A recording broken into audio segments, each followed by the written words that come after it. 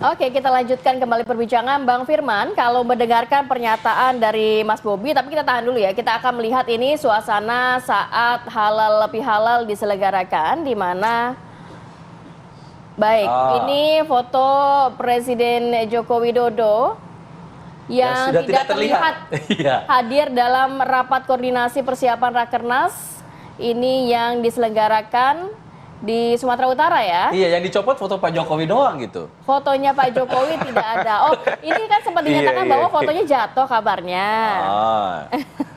Boleh nanti Bang Firman mengkonfirmasi apakah memang dicopot atau memang jatuh atau apa ini?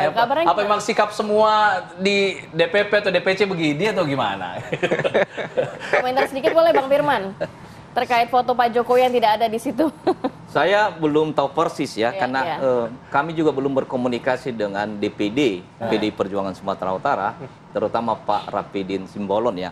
Tetapi kalau mengutip apa yang disampaikan oleh Mas Sekjen, Mas Hasto Kristianto, sebetulnya ada sejumlah juga kantor sekretariat PDI Perjuangan di berbagai level yang memang untuk sementara ini masih menempatkan soal bahwa ada misalnya kader partai yang memang tidak seayun. Tapi kan masih jabatannya masih Presiden Republik Indonesia dan juga kader PDIP gitu kan. Itu tentu hal yang kedua, saya yang menyampaikan bahwa kami kan belum berkomunikasi. Tapi kalau mengutip pernyataan Pak Sekjen, maka ada beberapa yang ini. Apa itu, bagaimana itu, tentu kita harus berkomunikasi langsung dengan harus cross-check lagi ya. Iya, dan memang itu suasana kebatinan politik yang mendalam di internal PD Perjuangan, bahkan juga di konstituen yang awalnya mendukung Pak Jokowi sejak 2005 di Solo, kemudian 2012 di DKI Jakarta, 2015-2019. Nah, seperti yang kami sampaikan tadi,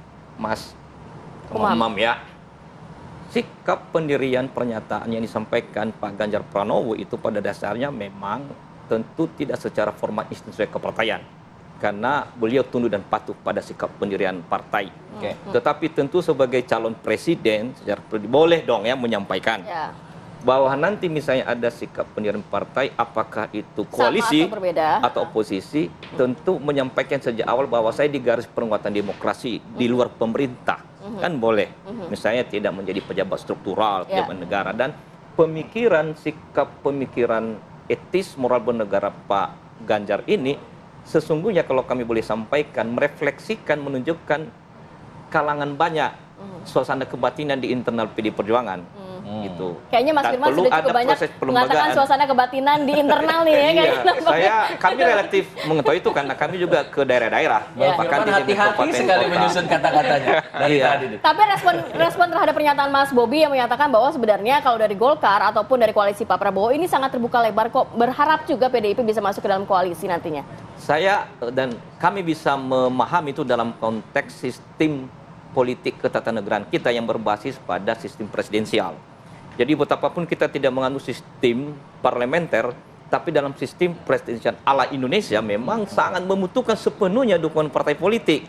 Karena PD Perjuangan memang kan sudah pernah memimpin partai koalisi, pernah juga di oposisi sebagai penyeimbang, dan kebetulan kami pernah dalam suasana politik itu, PD Perjuangan dan saya juga dalam suasana politik oposisi dan suasana politik koalisi. Dan tentu dalam sistem presidensial, termasuk juga waktu Ibu Mega menjadi presiden, memang kita membutuhkan dukungan politik sepenuhnya.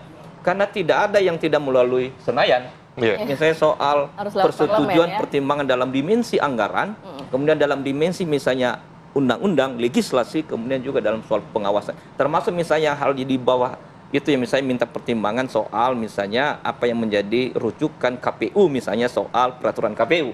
Itu harus minta persetujuan dan pertimbangan.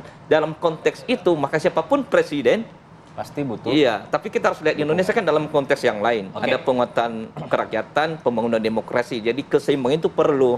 Tapi keseimbangan dengan komunikasi politik antar dua kubu yang berbeda ini sudah sampai mana sih sejauh ini komunikasi yang terjalin antara dari kubunya Pak Prabowo Subianto dengan PDIP sendiri sudah sampai mana? Tawaran itu sudah ada clear jelas atau memang masih abu-abu? Jadi ya tentu yang bisa menjawab itu adalah figur yang pernah berkomunikasi. Kan saya sendiri tidak pernah berkomunikasi. Jadi siapa Pak yang udah berkomunikasi? Iya, saya menjawab bukan dalam posisi itu, kan saya tidak tahu secara resmi, dan sampai sekarang memang misalnya soal kualitas komunikasi politik juga perlu ada, karena kita terpanggil semua elemen bangsa untuk membangun politik bernegara.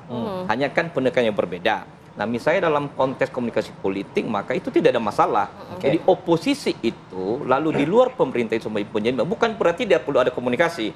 Misalnya juga PD Perjuangan waktu menjadi partai di luar pemerintah sebagai penyeimbang, juga ada banyak mendukung garis kebijakan pemerintah. Dalam ini kepemimpinan presiden, jikalau program dan kebijakan itu pro rakyat, pro demokrasi, pro kesejahteraan, itu tidak masalah. Karena kita kan tidak menganut sistem demokrasi parlementer. Apalagi dalam sistem konstitusi kita, tidak ada misalnya terminologi soal oposisi. Demikian juga dalam sistem presidensial. Itu tidak ada. Jadi komunikasi juga perlu. Tapi jangan dipandang itu bahwa sudah selesai. Dan jangan diletakkan itu bahwa keputusan sudah selesai. Tapi bukan berarti ini kita juga berdiam diri ya.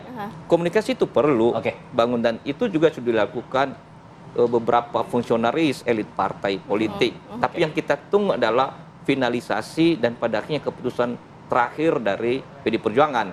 Yang dalam ini satu barisan kepemimpinan di Ibu Megawati Soekarno Putri. Masih menunggu juga keputusan langkah politik dari PDI Perjuangan, Mas Umam. Tapi kalau melihat implikasinya apa sih dengan langkah dari Ganjar Pranowo ini, dan kalau kita lihat ini kan masih menantikan Rakernas dan lain sebagainya, keputusan Ketua Umum. Kalau keputusan ternyata berbeda dengan Mas Ganjar, apakah ada pengaruhnya nantinya?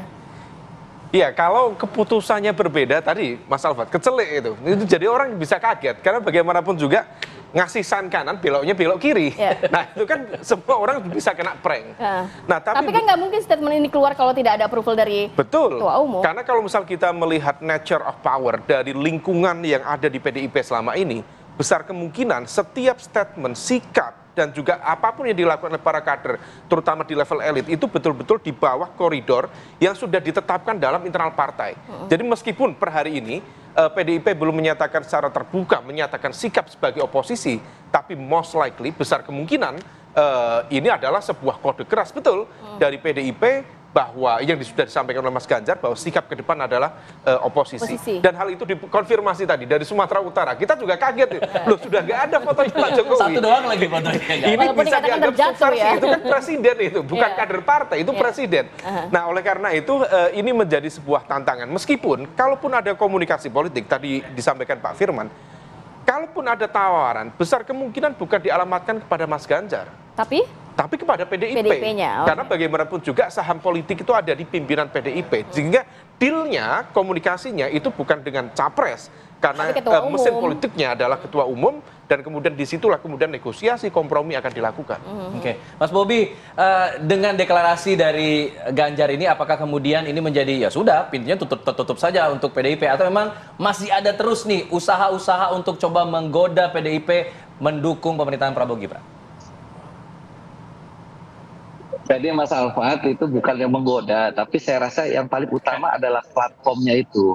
Dari PDIP itu kan juga kita sejalan bahwa ini adalah program berkelanjutan dari pemerintahan sebelumnya. Dan ini yang menjadi dasar kenapa kan kita juga lihat hasil kontestasi pemilu kemarin, kan elektoral dari PDIP tidak terlalu terpengaruh dengan dari popularitas Pak Ganjar. Jadi ini saya rasa akan sangat besar kemungkinannya untuk PDIP bisa bergabung dengan koalisi Indonesia Maju. Dan ini secara formal memang itu nanti mungkin akan direpresentasikan setelah presiden terpilih ini dilantik. Tetapi dalam waktu dekat, selain dari Rakernas PDIP, saya rasa nanti gestur-gestur dari PDIP kami harapkan juga akan mendukung pemerintahan Pak Prabowo Gibran, yaitu yang direfleksikan dalam Undang-Undang APBN 2025. Nah, ini kan sebentar lagi. Nah, ini adalah dukungan yang real, gesturnya itu akan kiranya akan bisa memperlihatkan bagaimana nanti kita juga sebesar ingin untuk semakin banyak yang bergabung dengan koalisi Indonesia Maju. Jadi sebelum nanti presiden terpilih, dukungan-dukungan itu kan juga nanti kan bisa bentuknya macam-macam lah, dan komunikasi-komunikasi intens saya rasa akan terus berlanjut sampai sebelum presiden terpilih dilantik. Dan ya tetap besar harapan kami untuk semakin banyak partai-partai yang bergabung, dan ini akan mempercepat semua keputusan-keputusan politik untuk melakukan hal-hal pembangunan di periode berikutnya. Menarik ya apa yang dikatakan Mas Bobi, Mas Umam. Pintunya sebenarnya masih terbuka lebar. Apa sih yang kemudian jadi pertimbangan PDIP kira-kira untuk sampai saat ini belum memutuskan? Apa yang bikin masih gamang, masih ragu? Apa sih yang ada di pikiran, nuansa kebatinan dari PDIP ini apa sih tadi yang kata Bang Firman? Dijawab saja dah ya. Kami kembali saat lagi tetap di sini. Apa kabar Indonesia Pagi?